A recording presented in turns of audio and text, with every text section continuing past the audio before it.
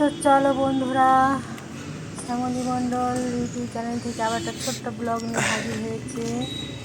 দুর্গাপুরে তোমাদের একটা শিব মন্দির বেড়াতে নিয়ে যাবো, চলো আমার সঙ্গে সবাই তোমরা থেকো বন্ধুরা। দেখো চারপাশটা কত সুন্দর, গাছপালা।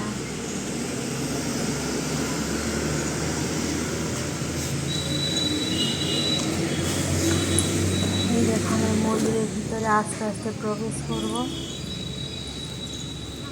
কত বড় পুরানো বট গাছ, এটা বট গাছের তলাটা দেখো কত সুন্দর করেছে।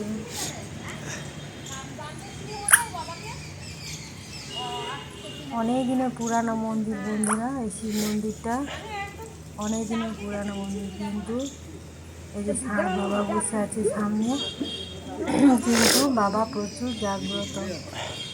এই যে প্রণাম করছে সবাই। আর মন্দিরের চারপাশটা কি সুন্দর দেখো, ওইখানে গাছের গোড়ায় পুজো হয়, ওইখানে সন্ন্যাসী বাবা সব আছে। মন্দিরের চারিপাশটা গাছপালা এরকমের ভর্তি। আর দেখো চারপাশটা ঘোরার জন্য অনেকখানি জায়গাও আছে। এটা মন্দিরের পিছন দিক দিয়ে যাচ্ছি, চারপাশটা ঘুরছি মন্দিরের।